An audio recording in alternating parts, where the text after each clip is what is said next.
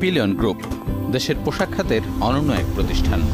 সৌন্দর্য, নান্দনিকতা আর মানসম্মত পোশাক তৈরিতে যার সুনাম পুরো ইউরোপ, আমেরিকা, আফ্রিকা কিংবা এশিয়া জুড়ে।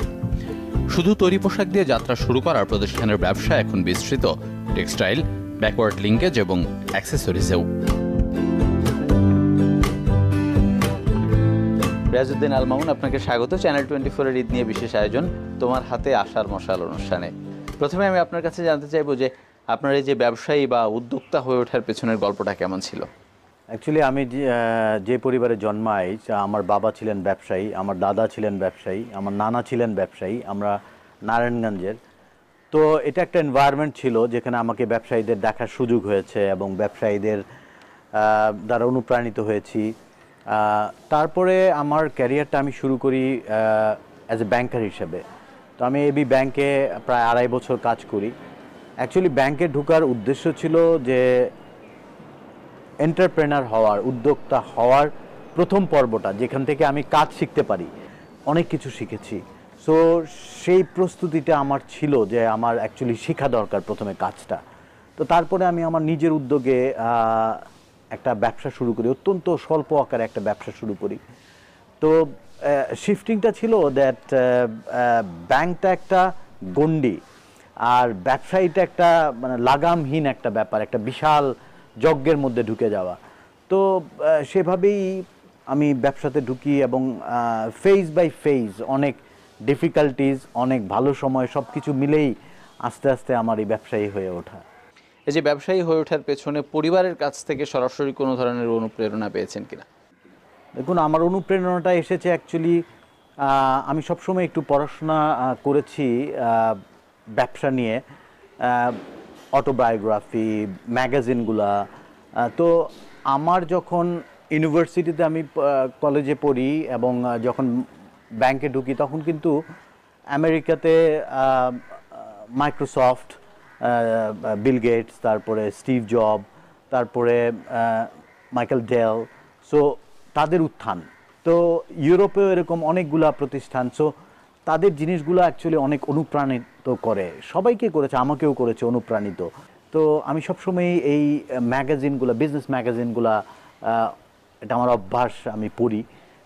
তো তো সেই সেই সকল জিনিসগুলো আমাকে অ্যাকচুয়ালি অনুপ্রাণিত করেছে এই এন্টারপ্রেনারশিপে আসার ব্যাপারে। এখন আপনি তো পোশাক খাতের খুব বড় একজন ব্যবসায়ী এবং তরুণ উদ্যোক্তা বলেই আমরা জানি। তো এখন যারা তরুণ, তারা এই পোশাক খাতের প্রতি কতটা আগ্রহী এবং তাদের হাত ধরে আসলে বাংলাদেশের ভবিষ্যৎ পোশাক খাতটা কতটুকু সাফল্যের মুখ দেখতে পারে বলে আপনার মনে হয়?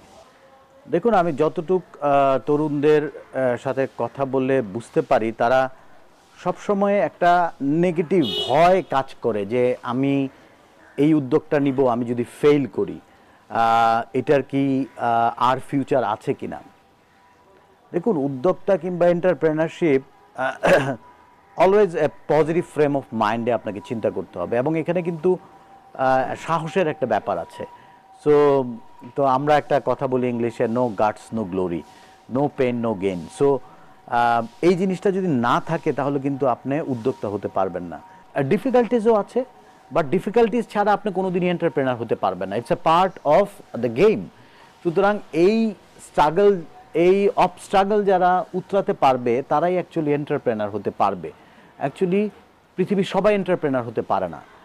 সবার মধ্যেই সেই সাহস কিংবা সেই অজানাকে জানার যে ইচ্ছা কিংবা সৃজনশীলতাকে, মননশীলতাকে প্র্যাকটিস করা, ওই জিনিসগুলো কিন্তু সবার মধ্যে থাকে না। যাদের মধ্যে থাকে, যাদের মধ্যে ভর করে, যারা এটা উপভোগ করে, তারাই কিন্তু এন্টারপ্রেনারশিপ। সুতরাং এটা আপনাকে মেনে নিতেই হবে, অনিশ্চয়তাকে আপনাকে মেনে নিতে হবে এবং অনিশ্চয়তাকেই মধ্যেই আপনাকে পথ চলতে হবে। পিপিলিয়নের যাত্রা শুরু 1992 সালে। মূলত বাবার হাতে শুরু হওয়া ব্যবসা প্রতিষ্ঠানকে এই সময়ে বিশাল এক সাম্রাজ্যের রূপ দিয়েছেন গ্রুপের ব্যবস্থাপনা পরিচালক, তরুণ ব্যবসায়ী রিয়াজউদ্দিন আল মামুন।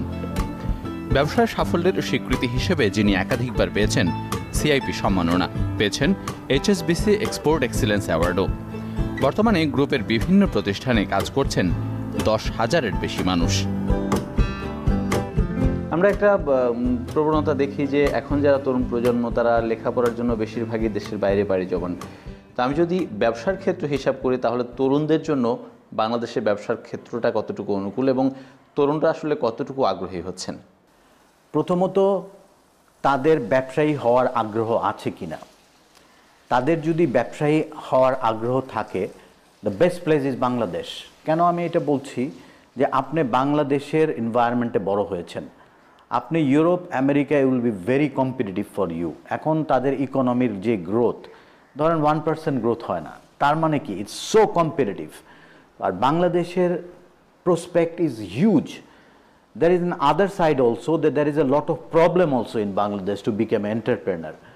But যেহেতু এখানে অনেক অপরচুনিটিস আছে এবং আপনি এই কালচারটাকে চিনেন, আপনি আপনার লোকগুলাকে চিনেন, আপনার মাটিকে চিনেন, সুতরাং the best place will be in your country to become a entrepreneur. So চাকরির জন্য আপনি বাইরে যেতে পারেন, এখন বাংলাদেশে অনেক বড় বড় চাকরির অপরচুনিটিস তৈরি হচ্ছে, but to become a entrepreneur, আমি এন্টারপ্রেনারদের যারা ইয়াং আছে তাদেরকে বলবো, যদি এন্টারপ্রেনার হতে হয় তাহলে নিজের দেশের মাটি is the right place to become a entrepreneur.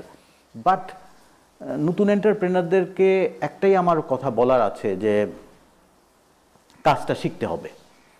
এখন সবাই কিন্তু আমরা স্বপ্ন দেখি এন্টারপ্রেনার হব, বড় ব্যবসা হব, বাট দেখেন আপনি যদি একটা বড় ক্রিকেটার কিংবা ফুটবলার হতে চান, আপনি কিন্তু খেলাটা শিখতে হবে। এই খেলা না শিখে কিন্তু আপনি কোনোদিন এন্টারপ্রেনার হতে পারবেন না। যেরকম বলা হয় যে no pain no gain, no guts no glory. সুতরাং পেইনগুলো কিন্তু আসবে এবং পেইনগুলোই কিন্তু আপনার যে শিক্ষক হিসাবে আসবে। সুতরাং এই পেনের মাধ্যমে আপনাকে ব্যবসার অনেকগুলো দিক আছে। আপনার ব্যাংকিং সাইড শিখতে হবে, আপনার ম্যানেজমেন্ট সাইড শিখতে হবে, আপনার যদি আপনি ম্যানুফ্যাকচারার হন তাহলে আপনার ম্যানুফ্যাকচার টেকনিক্যাল সাইডগুলো শিখতে হবে। সুতরাং এই শিখার প্রসেসগুলো কিন্তু আপনাকে ইনফিল্ড শিখতে হবে। আপনি শুধু অফিসে বসে থাকলেন আর ভাবলেন যে আপনি একজন বিরাট এন্টারপ্রেনার হয়ে গেছেন, আপনার ভবিষ্যৎ তাহলে ভালো হবে না। আপনাকে মাঠে অন স্ট্রিট আপনাকে শিখতে হবে কাজ। আমরা দেখেছি যে বাংলাদেশের এখনও কিন্তু রপ্তানি খাতের প্রায় 80% বা তারও বেশি পোশাক খাত নির্ভর। এই যে একক খাত নির্ভর রপ্তানি, এটা আসলে কতটা ঝুঁকি তৈরি করে? দেখেন, ব্যবসা ইজ ঝুঁকি। First of all, first line is ব্যবসা ইজ ঝুঁকি। ব্যবসা অনিশ্চয়তা। সুতরাং এই অনিশ্চয়তার মধ্যে কিন্তু গত 30 বছর আমরা কনস্ট্যান্টলি আমরা গ্রোথ করে গেছি। So it's unbelievable success for the garment sectors.